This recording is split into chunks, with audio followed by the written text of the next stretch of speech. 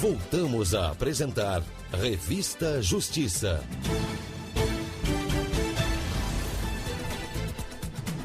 Estamos de volta no programa Revista Justiça, é a Rádio Justiça FM 104,7 em Brasília, via satélite para todo o Brasil e na internet para o mundo. Acesse o nosso site, é o radiojustiça.jus.br. Nós conversávamos no bloco passado com o Dr. Erval Sampaio Júnior, que está toda quinta-feira comentando sobre o novo Código de Processo Civil. E agora a gente começa uma nova visão sobre o Código, um novo ponto que a gente vai abordar, a omissão do novo CPC sobre a disciplina do processo coletivo. E a gente vai ter a felicidade agora de conversar com o Dr. Hugo Nigro Mazzilli, jurista, parecerista, professor de Direito, foi procurador de Justiça do Ministério Público do Estado de São Paulo. Dr. Hugo, seja bem-vindo à Rádio Justiça, bom dia. Bom dia, Pedro Beltrão, ouvintes da Rádio Justiça. É sempre uma felicidade tê-lo aqui ao nosso lado, doutor Hugo, principalmente nesta quinta-feira, um programa importante para a gente, e hoje para falar sobre a omissão do novo CPC sobre a disciplina do processo coletivo. Realmente ficou faltando essa parte, doutor Hugo, na sua visão, a parte do processo coletivo dentro do novo CPC? Ficou, Pedro. O que ocorre é o seguinte, o Código anterior, de 1973, se omitiu sobre o processo coletivo, mas o Código anterior, o de 73, tinha razão de se omitir, porque em 73 o processo coletivo não era uma realidade nem na Europa e nem no nosso próprio país. O que nós tínhamos em alguns países da common law, do sistema anglo-saxônico, eram as ações de classe, mas ainda não havia um sistema processual de tutela coletiva. Então, o que o Código de 73 fosse omisso, a gente compreende. Mas que o Código de 2015, mais de 30 anos depois do advento do processo coletivo no Brasil, fosse omitir a disciplina do processo coletivo, isso é injustificável. Uhum. Mesmo se tendo, digamos, uma lei sobre ação civil pública e mesmo tendo a previsão no Código de Defesa do Consumidor, só acredita que deveria ter pelo menos um capítulo sobre a tutela coletiva? Exatamente. Eu não posso dizer que o Código de 2015... tenha desconsiderado a tutela coletiva. Não. Ele tem um instituto sobre a tutela coletiva, como um incidente de resolução de demandas repetitivas, ele tem a assunção de competência, ele tentou fazer a conversão de ação individual em coletiva, ele tem a valorização dos precedentes, tudo isso daí indica uma preocupação com o processo coletivo. Mas o que faltou ao Código de 2015 foi disciplinar harmonicamente o processo coletivo, como um instituto que se integre à tutela individual. Na verdade, a existência da Lei da Ação Civil Pública, do Código do Consumidor, significa hoje uma colcha de retalhos. Uhum. Nós não temos uma harmonia na tutela coletiva. É verdade que o Código de 2015, pelo menos a exposição de motivos tentou mostrar isto, ele tentou deixar a tutela coletiva fora do processo do novo Código pelo fato de que o Código de 2015 decidiu não abordar a matéria de leis especiais.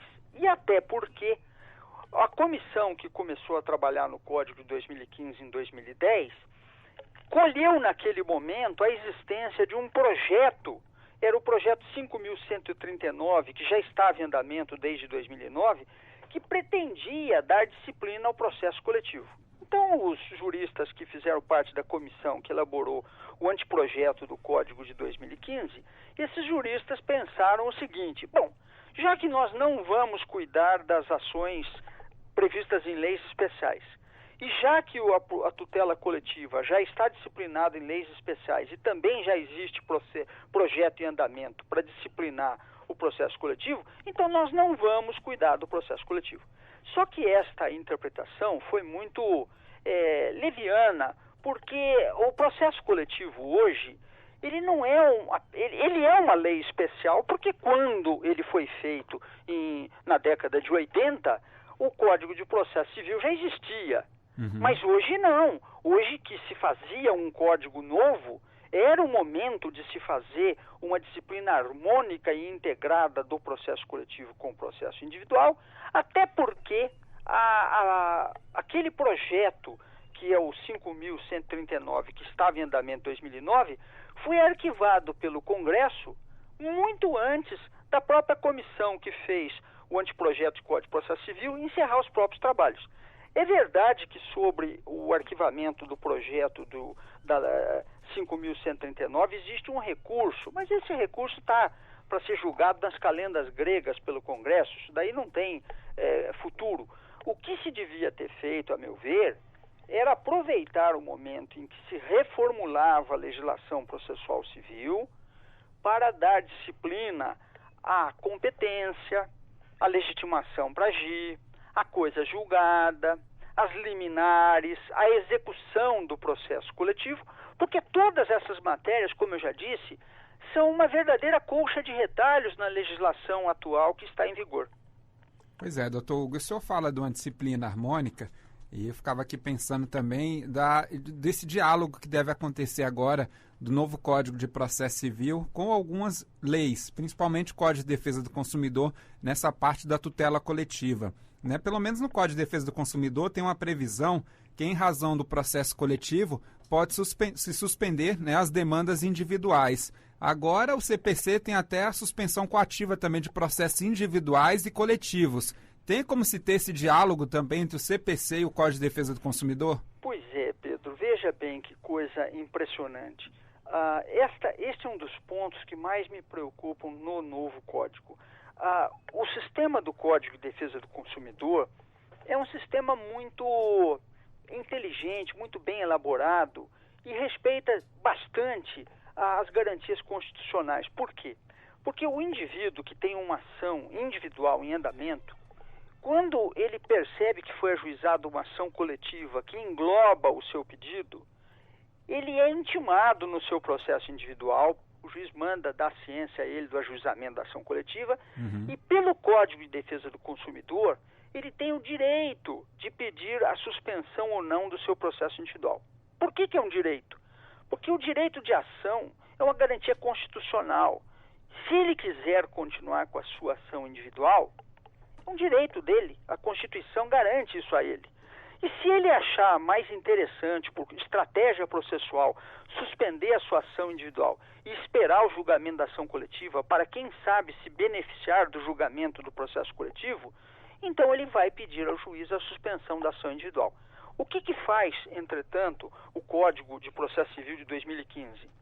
Ele obriga as ações individuais a serem coativamente suspensas, exceto se o indivíduo mostrar a distinção do seu caso. Ora, se ele mostrar a distinção do caso dele, significa que o caso dele não tem nada a ver com o processo coletivo. Então não havia motivo para estar suspenso.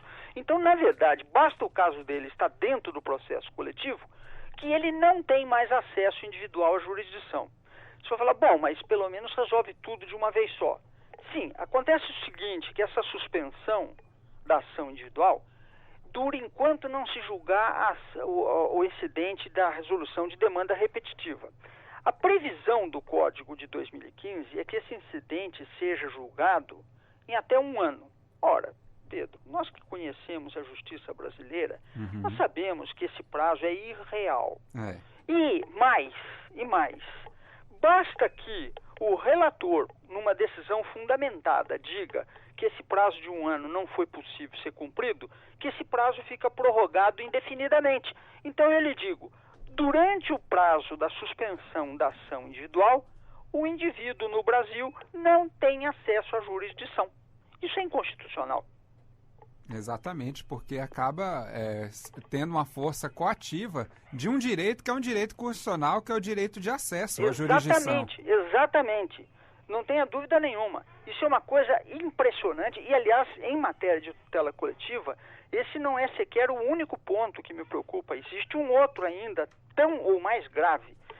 O Código de Processo Civil de 2015, preocupado com a previsibilidade, a estabilidade e a segurança das decisões jurídicas, das relações jurídicas, aliás, uma preocupação justa. Não há dúvida que esses valores são muito importantes. O que o Código fez? Foi buscar no direito estrangeiro exemplos de como resolver isto na teoria dos precedentes. Ora, o Código de Processo Civil novo manda que os juízes observem servem as decisões dos precedentes. Se forem observar como levar em conta, considerar, eu até acho saudável. É lógico que o juiz deve levar em conta as decisões anteriores. Mas é mais do que isso que o Código de 2015 quer.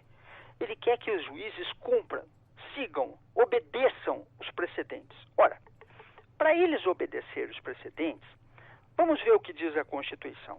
A Constituição diz que o Supremo Tribunal Federal, e o Supremo Tribunal Federal somente, pode, ao julgar uma ação de inconstitucionalidade, tanto a declaratória de constitucionalidade quanto de inconstitucionalidade, pode tomar uma decisão que terá efeito vinculante. Aí essa decisão, por força da Constituição, terá efeito vinculante para todos os jurisdicionados do país. Também as decisões do Supremo que se transformem em súmulas vinculantes terão força como se fosse uma lei. Elas valem por força da soberania do Estado. Muito bem, essa é a autorização constitucional. O que o Código de Processo Civil de 2015 fez? Ele se achou no mesmo nível da Constituição, porque ele aumentou esse rol. Agora não são só as decisões do Supremo em matéria de ação direta de constitucionalidade ou declaratória de constitucionalidade, não. Agora não são só as súmulas vinculantes, mas todas as súmulas do Supremo Tribunal Federal. Todas as súmulas do STJ, vinculantes ou não, nem existe mais diferença entre súmula vinculante ou não vinculante. Qualquer orientação de plenário de qualquer tribunal, tudo isso vai criar normas obrigatórias para todos os juízes do Brasil, não só nos casos atuais, mas pasmem todos os ouvintes, até para casos futuros. Ou seja, atrevidamente o Código de Processo Civil de 2015 se achou no direito de dar o poder legislativo ao poder judiciário. O poder judiciário agora vai fazer leis abstratas com validade não só para os processos em curso, como para casos futuros. Agora eu lhe pergunto, Pedro, dentro da repartição de competências, da repartição constitucional de competências, onde está a legitimidade do poder judiciário para legislar?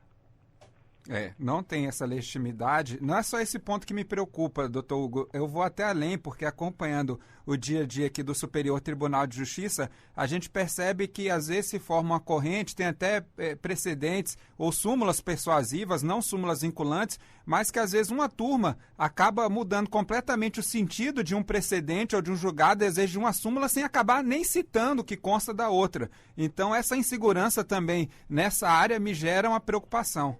E tem uma outra coisa, sabe, Pedro? O grande problema do judiciário quando legisla é que os nossos legisladores, os nossos administradores têm investidura eletiva, popular, que é a base, o fundamento da democracia. O judiciário não tem investidura popular. Falta a ele legitimidade para criar a lei. Ele foi criado para aplicar a lei. Lei que foi criada pelos representantes do povo numa democracia.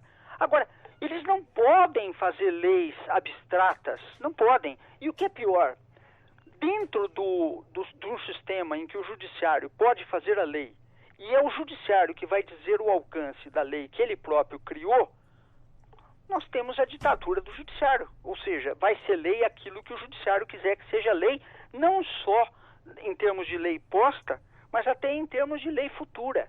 Então, isso daí me parece que é um vício que seguramente será derrubado pelos tribunais, pelo Supremo Tribunal Federal, porque a inconstitucionalidade desta previsão é flagrante. E nem se diga que a intenção do Código de 2015 é apenas que os juízes levem em conta os precedentes. Não.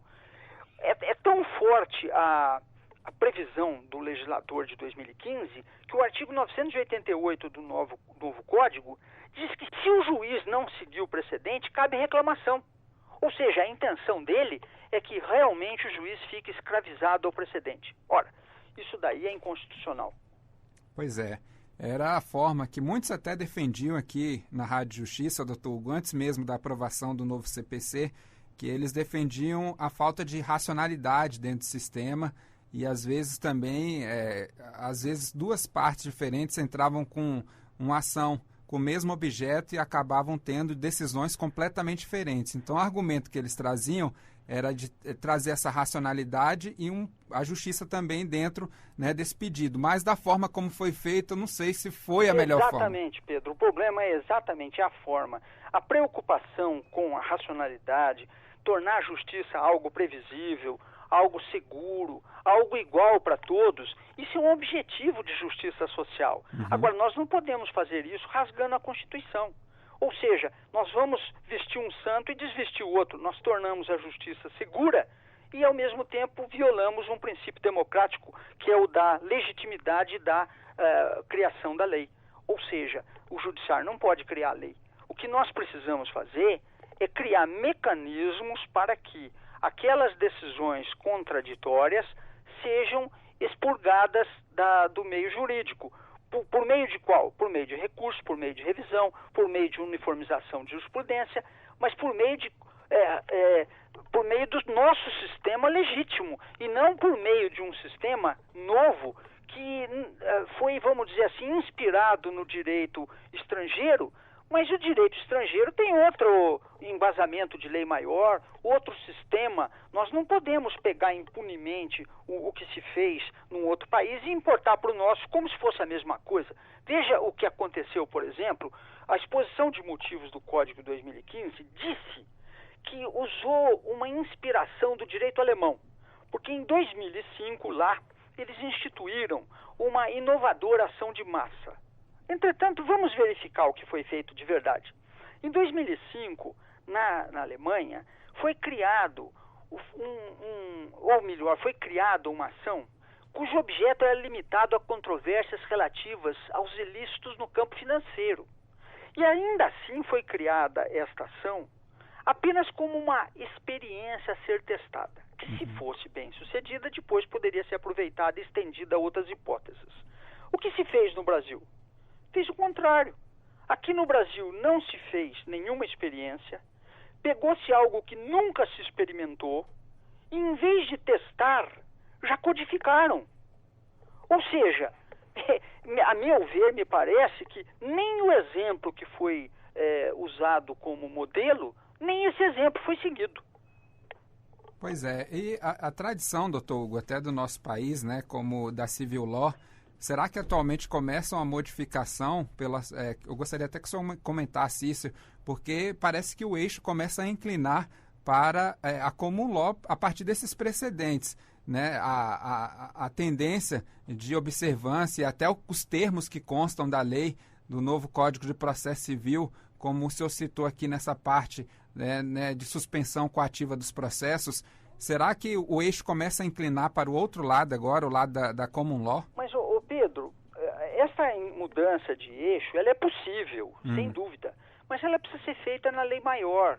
Nós não podemos pegar uma lei ordinária e mudar um sistema constitucional sem quebra da harmonia do direito fundamental. Não é possível que um Código de Processo Civil então fala, bom, agora eu não quero mais a civil law, vamos usar a common law. Ah, tá bom, amanhã vem um outro legislador. Aí fala, não, vamos voltar para o civil law, o que é isso e tal. E insegurança? Não pode. Uma mudança desse nível que crie precedentes obrigatórios precisa ser consagrada na Constituição. Não é por outro motivo que a reforma de 2004 introduziu na Constituição em vigor o princípio das súmulas vinculantes e do efeito vinculante das ações declaratórias de constitucionalidade e inconstitucionalidade. Por que ela fez isso na Constituição? Porque é lá que tem que ser dito isto. É verdade. Não basta você chegar no Código de Processo Civil, fazer uma emenda, fazer um dispositivo alterando a legislação em vigor, a legislação ordinária, dizendo que agora o Supremo pode legislar. Como? O Supremo não pode legislar. O Supremo não foi criado para isto. As únicas hipóteses nas quais o tribunal pode legislar, e não é qualquer tribunal, não, é só o maior tribunal do país. A única hipótese, ou as únicas, são aquelas previstas na Constituição.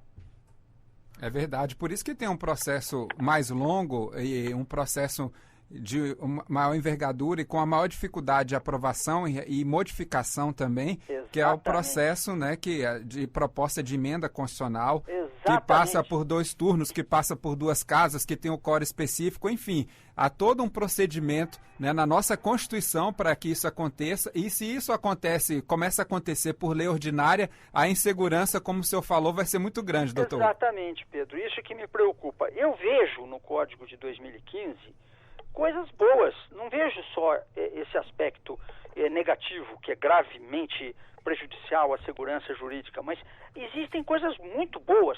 E eu quero, se você me permite, até destacar uma delas que me impressionou muito bem.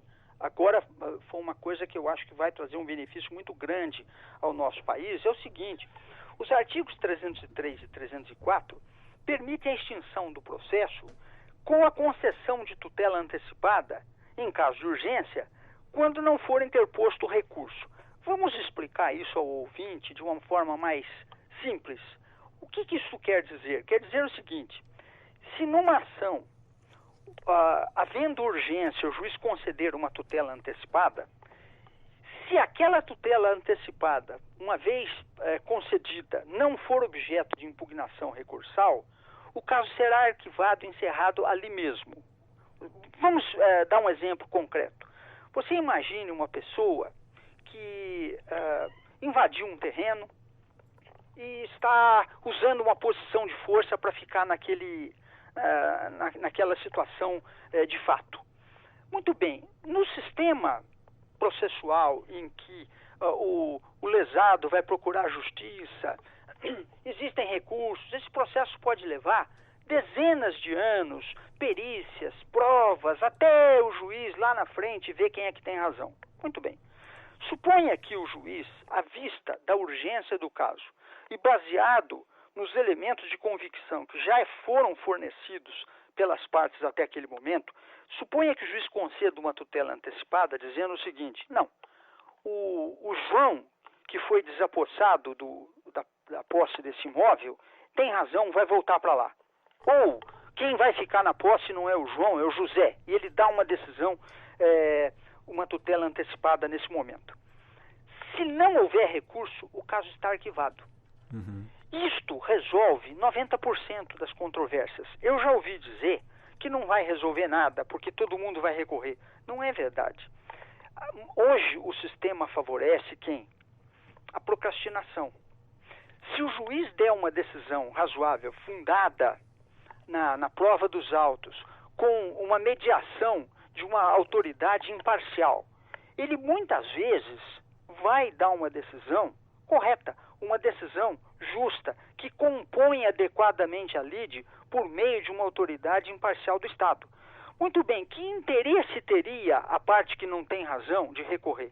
Ele pode até recorrer, mas ele já não tem a situação de fato favorecendo.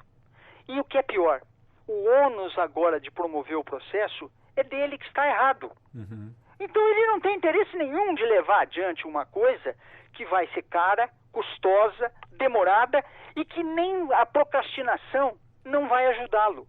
Então eu acho que nesse ponto o código que cometeu sérios erros na parte da tutela coletiva, nesse ponto da tutela individual, por exemplo, me parece que fez um benefício notável.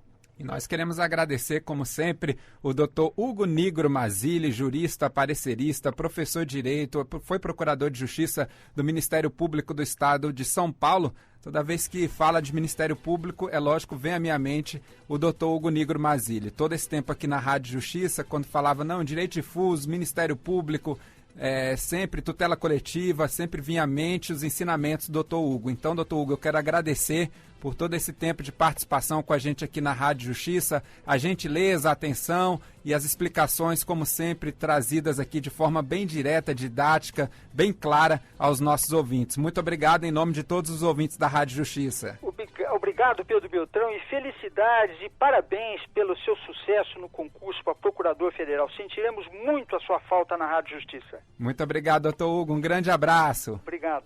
São 9h28. Você acompanha aqui o programa Revista Justiça.